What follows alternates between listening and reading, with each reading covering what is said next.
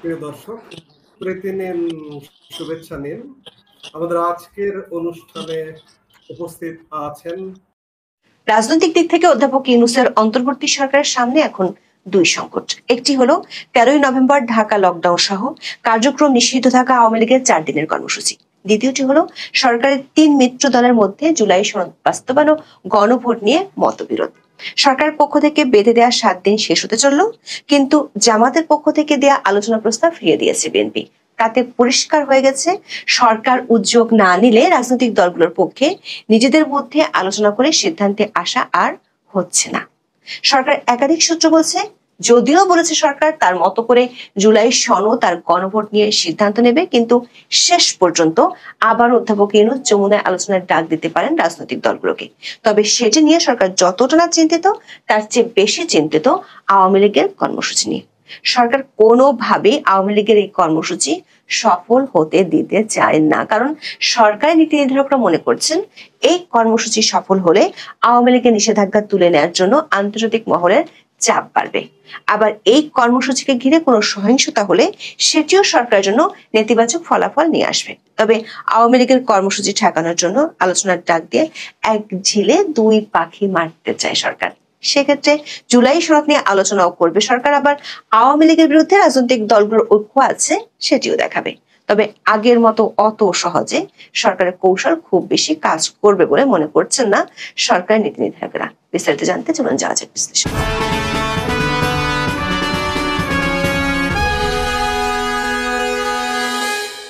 জুলাই সনদের বাস্তবায়ন পদ্ধতি এবং গণভোটের সময় নিয়ে সমঝোতার জন্য রাজনৈতিক দলগুলোকে সরকার 7 দিন সময় বেঁধে দিয়েছিল 3রা নভেম্বর। তার মানে 10ই নভেম্বরের মধ্যে রাজনৈতিক দলগুলোকে নিজেদের মধ্যে আলোচনা করে একটি একক সিদ্ধান্ত নিয়ে সেটি সরকারকে জানাতে হবে। 8ই নভেম্বর পর্যন্ত সবশেষ তথ্য হলো, রাজনৈতিক দলগুলোর মধ্যে ঐক্যমত্য তো দূরের কথা, আলোচনায় তারা বসতে রাজি নয়। তার মানে এখনো পর্যন্ত সমঝোতার কোনো লক্ষণ দেখা যায়নি। বিএনপির একাধিক সূত্র বলছে, দলের স্থায়ী কমিটিতে বিষয়টি নিয়ে আলোচনা হয়েছে, কেবল সরকার উদ্যোগ নিলে আলোচনায় বসবে বিএনপি। সেটি 8ই নভেম্বর বিএনপির স্থায়ী কমিটির সদস্য সালাউদ্দিন আহমেদ বলেছেন। তবে বিএনপির বেশিরভাগ সিনিয়র নেতা সরকার এবং সরকারের উদ্দেশ্য নিয়ে সন্দেহের মধ্যে আছেন। স্থায়ী কমিটির বৈঠকে বিষয়টি নিয়ে খোলামেলা আলোচনাও হয়েছে এবং জুলাই সনদ নিয়ে বর্তমান পরিস্থিতি তৈরি করার জন্য সরকারের সমালোচনাও করেছেন নেতারা। বিএনপির ভাষ্যমতে, গত 17ই অক্টোবর যে জুলাই সনদে রাজনৈতিক দলগুলো স্বাক্ষর করেছিল সেটি তারা বাস্তবায়ন করতে অঙ্গীকারাবদ্ধ, কিন্তু 28শে অক্টোবর জুলাই জাতীয় সনদ বাস্তবায়নের উপায় নিয়ে অন্তর্বর্তী সরকারের কাছে জাতীয় ঐকমত্য কমিশন যে প্রস্তাব জমা দিয়েছে তাতে তাদের আপত্তি রয়েছে। দলটি বলেছে, ওই প্রস্তাবের তাফসিলে উল্লেখিত সনদে অনেক পরিবর্তন আনা হয়েছে। এছাড়া সনদ বাস্তবায়নে গণভোট কবে হবে তা নিয়েও বিএনপি ও জামাত ইসলামের মধ্যে মত ভিন্নতা রয়েছে। বিএনপি সংসদ নির্বাচনের দিন গণভোট করার পক্ষে, অপরদিকে জামাত ইসলামে চায় আগে গণভোট করে জুলাই সনদকে আইনি ভিত্তি দেওয়ার পর তার আলোকে জাতীয় নির্বাচন অনুষ্ঠিত হবে। 8ই নভেম্বর সালাউদ্দিন আহমেদ কাকরাইলে ডিপ্লোমা ইঞ্জিনিয়ার্স ইনস্টিটিউশনে এক আলোচনা সভায় বলেছেন, বিএনপি মনে করেছিল অন্তর্বর্তীকালীন সরকার অত্যন্ত নিরপেক্ষভাবে তার দায়িত্ব পালন করবে, তত্ত্বাবধায়ক সরকারের ভূমিকা পালন করবে, অথচ এখন আপনারা রেফারি হয়ে হাত দিয়ে একটা গোল দিয়ে দিয়েছেন। এখন বলছে রাজনৈতিক দলগুলোকে সিদ্ধান্ত নিতে হবে 7 দিনের মধ্যে, না হলে তারাই সিদ্ধান্ত নেবে। দলগুলোকে এভাবে সময় বেঁধে দেওয়ার এখতিয়ার অন্তর্বর্তী সরকারের নেই বলে মনে করে বিএনপি। সালাউদ্দিন আহমেদ সরকারের উদ্দেশ্যে বলেছেন, বর্তমান অন্তর্বর্তী সরকার কোনো নির্বাচিত সরকার নয়, এটা তাদের মনে রাখতে হবে। রাজনৈতিক দলগুলোকে 7 দিনের সময় বেঁধে দিয়ে ডিকটেট করার মতো এখতিয়ার সরকারের নেই। এদিকে জামাত ইসলামের সূত্রে জানা গেছে, দলটির পক্ষ থেকে আলোচনার জন্য বিএনপির মহাসচিব মির্জা ফখরুল ইসলাম আলমগীরকে টেলিফোন করা হয়েছিল, কিন্তু বিএনপি তাতে সাড়া দেয়নি। জামাতের সহকারী সেক্রেটারি জেনারেল হামিদুর রহমান আজাদ 8ই নভেম্বর রাজধানীর হোটেল ইন্টারকন্টিনেন্টালে নির্বাচনী ইশতেহারে প্রযুক্তির ব্যবহার শীর্ষক এক সেমিনারে বলেছেন, বিএনপির মহাসচিবকে আলোচনায় বসার জন্য জামাত ইসলামের পক্ষ থেকে বলা হয়েছিল, কিন্তু বিএনপি সে প্রস্তাবে না করে দিয়েছে। বিএনপি যে জামাতের ডাকে সাড়া দেবে না সেটি দলটির সর্বোচ্চ নীতি নির্ধারণী ফোরামের আলোচনায় সিদ্ধান্ত হয়। ওই সভায় বৈঠকের জন্য জামাতের আহ্বানকে সঠিক পন্থা নয় বলে মত দেওয়া হয়। সেই সিদ্ধান্ত অনুযায়ী 8ই নভেম্বর এক অনুষ্ঠানে সালাউদ্দিন আহমেদ বলেছেন, জামাত রেফারির ভূমিকায় থাকতে পারবে না, সরকারকেই রেফারির দায়িত্ব নিতে হবে। আলোচনার জন্য টেলিফোন করে বিএনপি সাড়া না পাওয়ায় জামাত আন্দোলনের হুঁশিয়ারি দিয়েছে। তারা রাজপথে নির্বাচনের আগে গণভোটের দাবি আদায়ের কথা বলেছে। তবে বিএনপির বৈঠকে রাজপথে কোনো কর্মসূচি না দেওয়ার সিদ্ধান্ত হয়েছে।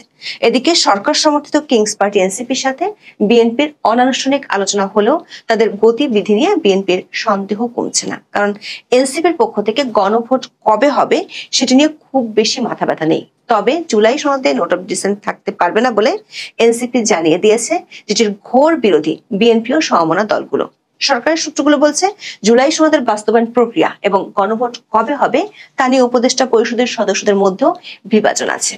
30 অক্টোবরের উপদেষ্টা পরিষদের বৈঠকে অধিকাংশ উপদেষ্টা একই দিনে নির্বাচন ও গণভোট করার পক্ষে মতামত দিয়েছেন, কিন্তু 3রা নভেম্বরের জরুরি বৈঠকে কয়েকজন উপদেষ্টা বলেন একই দিনে গণভোট হলে সংস্কার নিয়ে ঝুঁকি তৈরি হতে পারে। এই পরিস্থিতিতে সরকার দলগুলোকে আলোচনা করে সমঝোতা করতে 1 সপ্তাহ সময় দেয়। তখন সরকারের পক্ষ থেকে কয়েকজন উপদেষ্টাকে অনানুষ্ঠানিকভাবে দুতিয়ালি করার দায়িত্ব দেওয়া হয়। দুতিয়ালি করছেন এমন 2জন উপদেষ্টা কয়েকদিন চেষ্টার পর হতাশ হয়ে পড়েছেন, কারণ কোনো দলে ছাড় দিতে রাজি হচ্ছে না। সরকারের সূত্রগুলো বলছে বিষয়টা নিয়ে পরবর্তী উপদেষ্টা পরিষদের বৈঠকে আলোচনা হতে পারে। এখন সরকারের কাছে 2টো অপশন আছে। এক, সরকার নিজ উদ্যোগে রেফারির ভূমিকা নিয়ে আবারও রাজনৈতিক দলগুলোর সাথে আলোচনা শুরু করা। 2, কোনো আলোচনা না করে সরকার নিজের মতো করে জুলাই সনদের বাস্তবায়ন প্রক্রিয়া ঘোষণা করে দেয়া। সরকারের নীতি নির্ধারণী মহল 2টো অপশনই ভেবে রেখেছে। তবে সরকারের পক্ষ থেকে শেষ পর্যন্ত আলোচনার ডাক দেয়া হতে পারে এমন সম্ভাবনা বেশি বলেই মনে করেন রাজনৈতিক দলগুলোর সাথে দুতিয়ালি করা উপদেষ্টারা। সেক্ষেত্রে সরকার 3টি রাজনৈতিক দল বিএনপি, জামাত ইসলামী ও এনসিপি কে একসাথে খুশি করার প্রক্রিয়া নিয়ে ভাবছে। দর্শক, জুলাই সনদ বাস্তবায়নের উপায় নিয়ে গত 27 অক্টোবর 2টি সুপারিশ সরকারের কাছে জমা দেয় জাতীয় ঐক্যমত্য কমিশন। কমিশনের দ্বিতীয় প্রস্তাবের আলোকে সরকার জুলাই জাতীয় সনদ বাস্তবায়নের আদেশ জারি করতে পারে। সেক্ষেত্রে 270 দিনের স্থলে যত দিন লাগে তত দিনের মধ্যে সংবিধান সংস্কারের কাজ শেষ করার কথা বলা হয়ে থাকতে পারে। একই দিনে জাতীয় নির্বাচন ও গণভোট আয়োজনের চিন্তা করা হচ্ছে। এসব প্রস্তাবে বিএনপি ও তাদের সমমনা দলগুলো সন্তুষ্ট হবে। অন্যদিকে উচ্চকক্ষে সংসদ নির্বাচনে প্রাপ্ত ভোটের সংখ্যানুপাতিক প্রতিনিধিত্ব বা পিআর পদ্ধতিতে উচ্চকক্ষ গঠনের প্রস্তাব করা হবে। এতে জামাত ও এনসিপির প্রধান দাবি পূরণ হবে। আবার পিআর পদ্ধতিতে উচ্চকক্ষ এবং তত্ত্বাবধায়ক সরকার ব্যবস্থার প্রস্তাব ছাড়া বাকি প্রস্তাবগুলোতে নোট অফ ডিসেন্ট উল্লেখ থাকতে পারে। সেক্ষেত্রে সংবিধান সংস্কার পরিষদ সংখ্যাগরিষ্ঠ ভোটে বিল পাশ করবে। এসব প্রস্তাব রেখে আদেশ জারির বিষয়ে প্রস্তুতি নিতে আইন মন্ত্রণালয়কে সরকার উপর মহল থেকে নির্দেশনা দেওয়া হয়েছে। তবে সরকারের কাছে এই মুহূর্তে জুলাই সনদ নিয়ে তার মিত্রদের মধ্যে বিরোধের চেয়ে বেশি চিন্তার বিষয় হলো কার্যক্রম নিষিদ্ধ থাকা আওয়ামী লীগের লকডাউন কর্মসূচি নিয়ে। আগামী 13ই নভেম্বর আন্তর্জাতিক অপরাধ আদালত আওয়ামী লীগ সভানেত্রী শেখ হাসিনার মামলায় সাজা ঘোষণার দিন তারিখ জানাবে। ট্রাইব্যুনালের বিচারপতি গোলাম মুর্তুজা মজুমদার গত মাসে এই সিদ্ধান্তের কথা জানিয়েছেন। রাষ্ট্রপক্ষ মামলার শুনানিতে সাবেক প্রধানমন্ত্রীর মৃত্যুদণ্ড দাবি করেছে। রায়ের দিন তারিখ ঘোষণাকে কেন্দ্র করে আওয়ামী লীগের পক্ষ থেকে কর্মসূচি ঘোষণা করা হয়েছে। 10ই নভেম্বর থেকে এই কর্মসূচি শুরু হওয়ার কথা রয়েছে। 12 তারিখ পর্যন্ত 3 দিন দেশের জেলা উপজেলায় বিক্ষোভ সমাবেশ, মিটিং মিছিল করার সিদ্ধান্ত নিয়েছে দলটি। 13ই নভেম্বর ঢাকায় লকডাউন পালন করার আবেদন জানিয়েছে আওয়ামী লীগ। আওয়ামী লীগের এই কর্মসূচিকে কেন্দ্র করে আইন শৃঙ্খলা পরিস্থিতির অবনতি ঘটতে পারে বলে আশঙ্কা করছে গোয়েন্দা সূত্রগুলো। বিশেষ করে আওয়ামী লীগের প্রেসিডিয়াম সদস্য জাহাঙ্গীর কবির নানকের একটি ভিডিও বার্তা অনলাইনে ব্যাপকভাবে প্রচার হওয়ার পর সরকার বেশ তৎপর হয়ে উঠেছে। পুলিশের একাধিক সূত্র বলছে, আওয়ামী লীগের কার্যক্রম নিষিদ্ধ থাকা সত্ত্বেও সামাজিক যোগাযোগ মাধ্যম ও গোপনে ব্যাপক তৎপরতা চালাচ্ছে দলটির নেতাকর্মীরা। এই লক্ষ্যে সারা দেশ থেকে নেতাকর্মীদের ঢাকায় জড়ো হওয়ার নির্দেশনা দেওয়া হয়েছে এমন তথ্য পেয়েছে গোয়েন্দারা। সে কারণে স্বরাষ্ট্র মন্ত্রণালয় ও পুলিশ সদর দপ্তর থেকে দেওয়া হয়েছে বিশেষ নির্দেশনা। পুলিশ সদর দপ্তর বলছে, এতদিন আওয়ামী লীগ ঝটিকা মিছিল করেছে। পুলিশ প্রায় 3000-এর বেশি নেতাকর্মীকে ঝটিকা মিছিল থেকে গ্রেপ্তার করেছে। এরপরও দেশের কোথাও না কোথাও তারা মিছিল করে যাচ্ছে। এমন পরিস্থিতিতে 10 তারিখ থেকে তারা যে কর্মসূচি ঘোষণা করেছে, বিশেষ করে 13 তারিখের লকডাউনকে ঘিরে পুলিশকে বিশেষভাবে সতর্ক থাকার নির্দেশ দেওয়া হয়েছে। পুলিশের একজন ঊর্ধ্বতন কর্মকর্তা মনে করেন, এই কর্মসূচিটি সফল হলে রাজনৈতিকভাবে সরকারের জন্য একটি বিরাট নেতিবাচক বার্তা দেবে। আওয়ামী লীগের নিষেধাজ্ঞা নিয়ে অনেক আন্তর্জাতিক পক্ষ থেকে যে দাবি আসছে সেটি বেশ প্রাসঙ্গিক হয়ে যাবে। আবার আওয়ামী লীগের নেতাকর্মীদের উপর বেশি চড়াও হলে সেটি নিয়ে মানবাধিকার লঙ্ঘনের প্রশ্ন উঠতে পারে। তবে আওয়ামী লীগের এই কর্মসূচি যাতে সফল না হয় সেজন্য 7ই নভেম্বর থেকে পুলিশ ধরপাকড় শুরু করেছে। ওই দিন আওয়ামী লীগের 31 নেতাকর্মীকে গ্রেপ্তার করেছে ঢাকা জেলা পুলিশ। 8 নভেম্বর থেকে ঢাকার বিভিন্ন এলাকায় পুলিশের বাড়তি উপস্থিতি নিশ্চিত করা হয়েছে।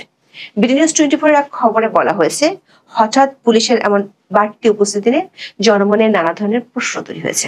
8 নভেম্বর বিকালে হঠাৎ করে ঢাকার বিভিন্ন এলাকার মোড়ে পুলিশ সদস্যদের বাড়তি উপস্থিতি দেখা যায়। Ride gear, helmet, body armour সহ পূর্ণ প্রস্তুতিতে তারা অবস্থান করছিলেন। সরকারের সূত্রগুলো বলছে, আওয়ামী লীগের কর্মসূচি নিয়েই সরকার এই মুহূর্তে বেশি চিন্তিত। সে কারণে 13 নভেম্বর আগে দলগুলোর সাথে সরকারের আলোচনা নাও হতে পারে, হলেও সেখান থেকে চূড়ান্ত সিদ্ধান্ত আসার সম্ভাবনা কম।